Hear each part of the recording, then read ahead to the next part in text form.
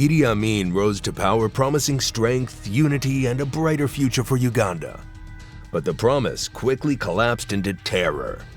His rule gripped the nation in fear, and women became the most hunted victims of all. Homes shattered, daughters stolen, mothers silenced. And what followed is even darker to comprehend.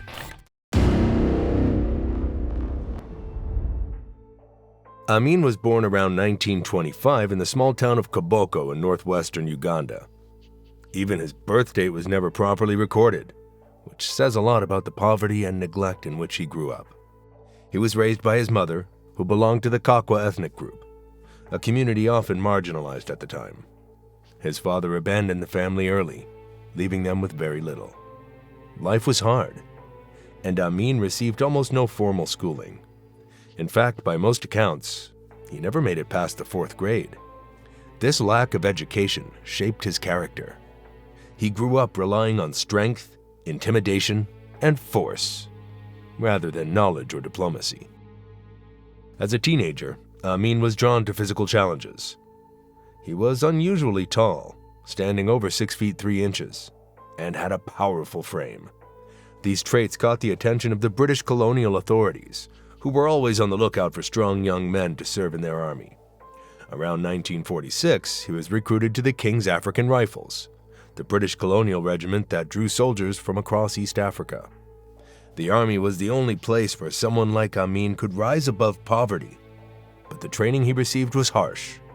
Soldiers were taught to obey orders without question, and brutality was often used to maintain discipline. Amin excelled in this environment. He quickly gained a reputation as someone willing to carry out even the most violent tasks without hesitation. In the 1950s, Amin was deployed to fight in Somalia against the Shifta rebels, and later in Kenya during the Mau Mau uprising. These were bloody campaigns where British forces used extreme measures to crush resistance.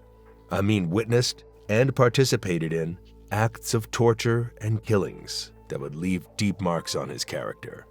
For him, violence became normal. He learned that fear could silence whole communities, and that brutality could bring him respect inside the military. Outside the battlefield, Amin also became known for his size and skill in boxing. He became the heavyweight boxing champion of Uganda in 1951 and held the title for nearly a decade. This added to his reputation as a man nobody wanted to cross. His name began to spread, not only in the army, but also among ordinary Ugandans, who viewed him as both impressive and frightening. By the early 1960s, the winds of change were sweeping through Africa. Uganda gained independence from Britain in October 1962, and the Ugandan army became a central pillar of the new nation. Amin, already a senior officer, was well positioned. His close ties with Milton Obote, Uganda's first prime minister, gave him even more influence. Obote trusted Amin, using him to crush opposition and secure power. But while Obote saw Amin as an ally, many others saw him as a threat. His brutality was not limited to enemy soldiers. Civilians often suffered at his hands, especially women, in areas where his troops were stationed. His habit of abusing his position for personal gain was already visible, though not yet fully exposed. By the late 1960s, Amin had risen to the rank of commander in the army. He was Obote's right-hand man, but he was also building his own network of loyal soldiers who feared him more than they respected the government. Amin was waiting for his chance, and when it came, the entire country would pay the price. On January 25, 1971, Uganda woke up to a new ruler. While Milton Obote was away in Singapore attending a Commonwealth summit, Idi Amin made his move. The army, already loyal to him, took over key roads, the radio station, and the airport. Soldiers filled the streets of Kampala, the capital, and by the end of the day, Amin announced on the radio that he was now the president of Uganda. For many Ugandans, the news first brought relief. Obote's government had been accused of corruption, and people believed Amin's promises of a fresh start On the road, Amin spoke directly to the public in a simple way that ordinary people understood. He promised to release political prisoners, improve the economy, and respect the people. Crowds even cheered in the streets, thinking a hero had risen to save them. But this celebration didn't last long. Beneath the charm and broad smile, Amin had a much darker plan. His first target was not only political enemies, but ordinary citizens, and women would soon suffer in ways that were almost impossible to imagine. Amin believed that being president gave him absolute control over every part of life in Uganda. He saw women as one more thing he could claim as his own. Power for him was not just about politics or money. It was about ownership of people. He behaved as though women across Uganda were part of his spoils of victory. Almost immediately after the coup, soldiers began spreading fear in neighborhoods. They raided homes at night, taking away women under the excuse that they were needed for state duties. Many of these women were never seen again. Some were forced into Amin's residences. Others were abused by his soldiers. Families who tried to resist were beaten or threatened with death. The worst part was the silence. People knew what was happening, but they were too terrified to speak. If a father reported his missing daughter, he risked being arrested or killed. If a mother searched for her child, she too could disappear. This silence became one of Amin's most powerful weapons. By making examples of anyone who asked questions, he ensured that most families kept their pain to themselves. His hunger for domination was not just for other females, but his own wives too. He officially married several women, though no one knows the exact number. Some accounts say 5, while others believe it may have been even more. What is clear is that Amin treated marriage not as a bond of love, but as another way to show control and power. His wives were often chosen suddenly and without much say in the matter. Some were from wealthy or influential families, which gave Amin stronger social ties. Others were ordinary women, forced into the role of being his partner because refusing him was simply not an option. In Uganda at the time, being picked by Amin meant your life would never be your own again. One of his earliest wives, Malyamu, gave birth to several of his children, but instead of treating her with respect, Amin became consumed with jealousy and suspicion. By the early 1970s, she was often beaten by him, and her life was filled with fear. In 1974, after a violent fallout, Amin divorced her. But even divorce did not mean freedom. Shortly afterward, she was arrested by his security forces, not because she had broken any law, but because Amin's personal anger had sealed her fate. Another wife, Medina, was younger and from a more traditional background. She too lived under the constant shadow of Amin's temper. He kept tight control over where she went and who she spoke to, treating her more like property than a partner. But the most tragic story was that of Amin. She was different from the others. A nurse by profession, she was educated, respected, and admired. At first, her marriage to Amin seemed like it might give her influence, but in reality it became a trap. By 1974, she was dead. The official report claimed she died in childbirth, but those close to the palace told a much darker version. According to insiders, Amin discovered she had been involved with a doctor. His reaction was not just anger. It was fury beyond control. Security men took her away, and what followed was brutal. Her body was later found mutilated, cut into pieces, and scattered in different locations around Kampala. If even the wife of the president could be torn apart for crossing him, then no woman in the country was safe. The story of Kay's death spread quickly, filling people with terror. Many women who had once admired Amin's charm, his public jokes, and his smiling face, now understood the truth.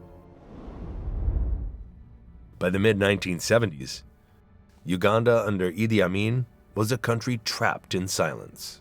Historians estimate that at least 300,000 people were killed during his 8 years in power. But these numbers only scratched the surface of the suffering. Behind them were thousands of women whose pain was hidden, unspoken, and often erased from history. Women lived in constant fear because nowhere felt safe. Home was no protection, and public places were even more dangerous. Amin's reach extended into schools, universities, hospitals, offices, and even churches. Makerere University, once the pride of East Africa, became one of the most feared places for young women. Amin often visited the campus, and students were ordered to line up before him. Female students were sometimes pulled aside, loaded into vehicles, and driven away. Some returned days later, traumatized and silent. Others never came back at all. The soldiers who carried out these abductions were not acting on their own. They knew they were protected by Amin himself. Instead of punishment, they received promotions, money, or special privileges. This made the terror even worse, because women knew that reporting a soldier's crime meant risking their entire family's life. Hospitals, which should be places of safety, also became hunting grounds. Nurses and female patients were targeted by soldiers who entered wards demanding women for state service. Markets, too, were no refuge. Women selling food or supplies often vanished after soldiers arrived. In many neighborhoods, people would whisper about who had disappeared that week, but no one dared speak openly. Inside homes, the fear was unbearable. Mothers warned their daughters not to step outside after dark, and sometimes not to step outside at all. Families tried to hide their daughters when soldiers patrolled the streets. Some dressed them in oversized clothes to make them appear older or less noticeable. But even this was no guarantee of safety. Soldiers knocked on doors, demanding daughters, wives, or sisters be handed over, claiming it was for national duty. Refusing often meant beatings, imprisonment, or death. Rape became one of Amin's strongest weapons of fear. For him and his men, it was not simply about desire. It was about domination, tearing apart families and silencing entire communities. When a woman was taken, it was not only her who suffered, but her whole family, who lived with shame, fear, and the knowledge that they could be next. And as the years went on, the violence grew even more gruesome. In August 1972, Amin shocked the world when he ordered all Asians in Uganda, mainly people of Indian descent, to leave the country. These families had lived in Uganda for generations, running shops, banks, and businesses that kept the economy alive. Many of them were born in Uganda and knew no other home. Yet Amin gave them just 90 days to pack up their lives and leave everything behind. The order threw the entire country into chaos. Businesses were abandoned overnight. Schools lost teachers, and hospitals lost doctors. For many Asian families, it was not only a financial disaster, but also a fight for survival. Airports and roads were overcrowded with people trying desperately to escape. Some were forced to sell their possessions for almost nothing, while others were robbed as they tried to leave. But behind the headlines of property seizures and collapsing trade, another kind of suffering was unfolding.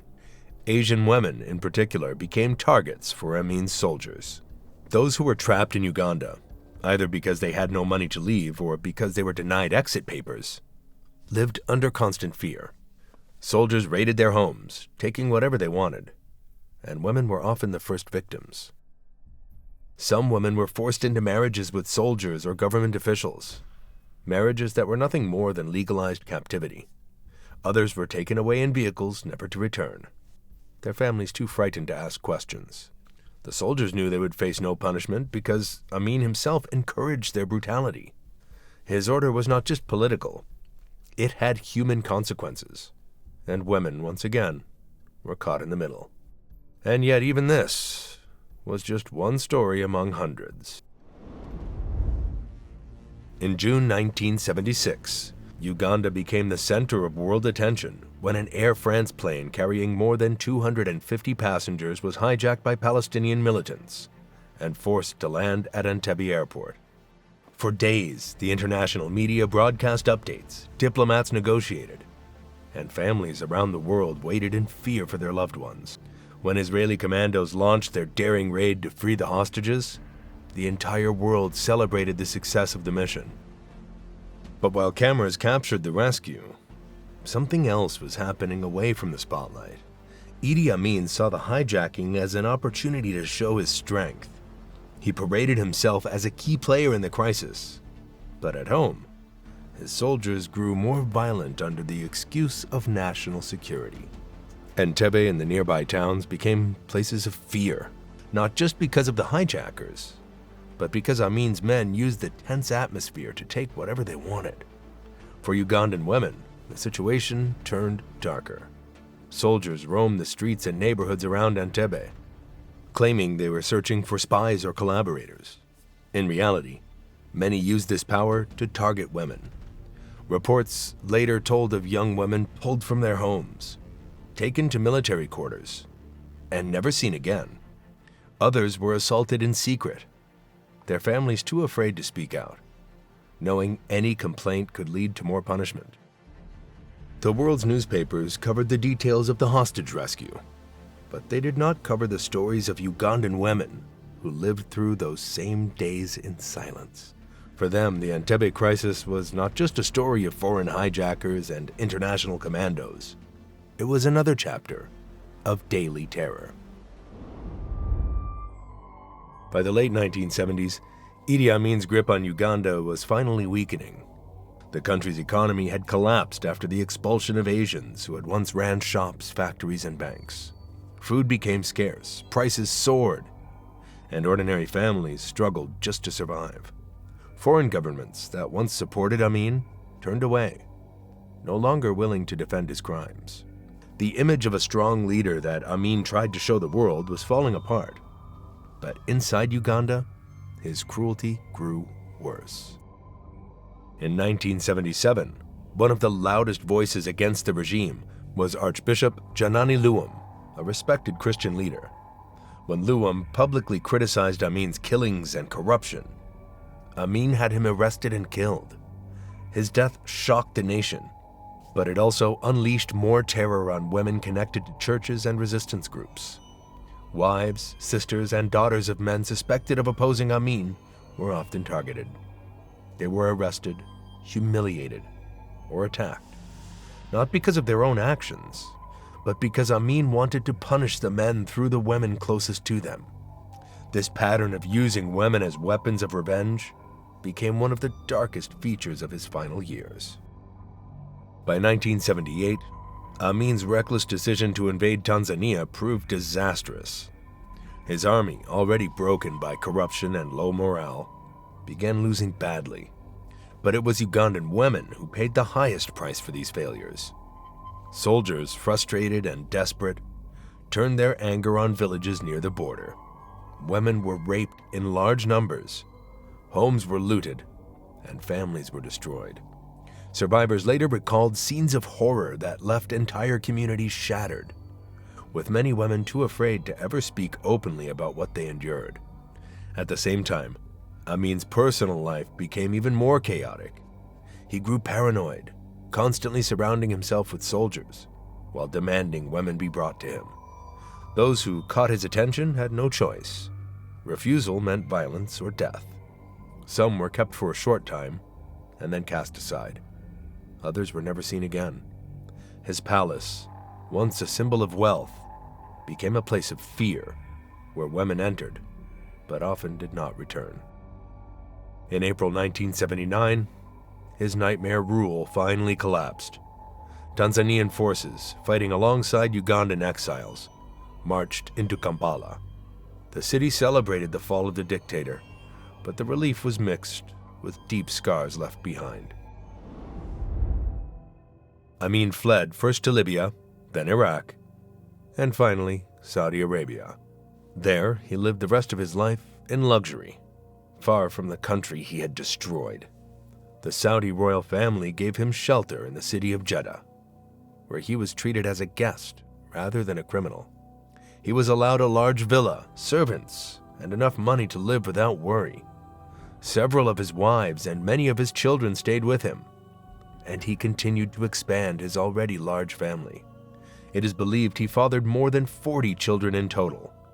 While Ugandan families searched for answers about their missing daughters and mourned those killed under his rule, Amin spent his days in comfort, attending prayers, eating lavish meals, and enjoying the quiet life of a man who had escaped justice. He never faced trial for the crimes against women and the thousands of others who died during his reign.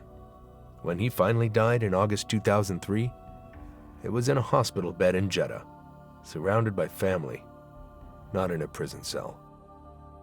But for thousands of Ugandan women who suffered under his regime, there was never justice. No trials, no compensation, no truth and reconciliation process that specifically addressed what was done to females. Generations later, families still whisper about daughters who vanished, wives who were taken, mothers who never returned. Their stories are shadows in Ugandan history, often overlooked when the world remembers Amin only as a brutal dictator.